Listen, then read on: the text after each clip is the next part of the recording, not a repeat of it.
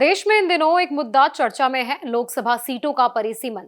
क्या सीटों का बंटवारा सिर्फ जनसंख्या के आधार पर होना चाहिए या फिर इसमें और भी फैक्टर शामिल होने चाहिए? कुछ लोग कह रहे हैं कि नियम साफ हैं, तो कुछ का मानना है कि समय बदल चुका है। आखिर सच क्या है और इस बहस का असर आप और हम पर कितना पड़ेगा, आइए समझते हैं।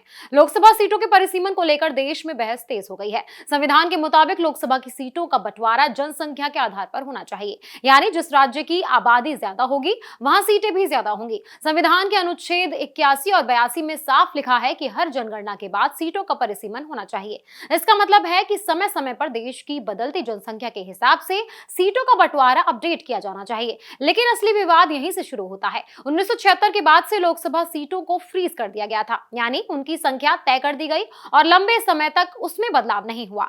अब जब परिसीमन की बात हो रही है तो कई राज्य और राजनीतिक दल इसका विरोध कर रहे हैं। कुछ विशेषज्ञों का मानना है कि संविधान साफ है, परिसीमन सिर्फ जनसंख्या के आधार पर होना चाहिए। उनका कहना है कि हर वोट की कीमत बराबर होती है, इसीलिए जनसंख्या ही सबसे बड़ा आधार है।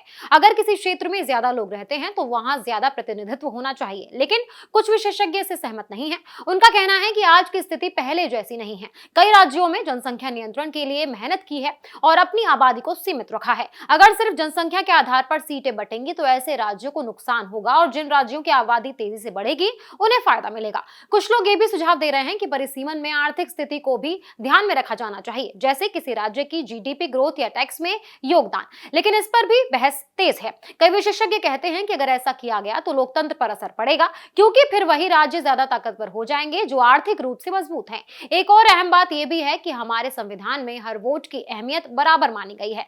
चाहे कोई अमीर हो या गरीब, पढ़ा लिखा हो या कम पढ़ा हुआ, हर वोट की कीमत एक जैसी है। इसीलिए प्रतिनिधित्व को आर्थिक या अन्य आधार से जोड़ना सही नहीं माना जाता।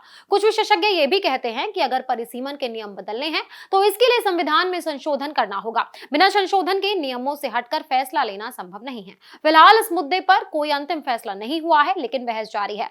सवाल यही है कि क्या देश पुराने नियमों पर चलेगा या नई परिस्थितियों के हिसाब से बदलाव करेगा।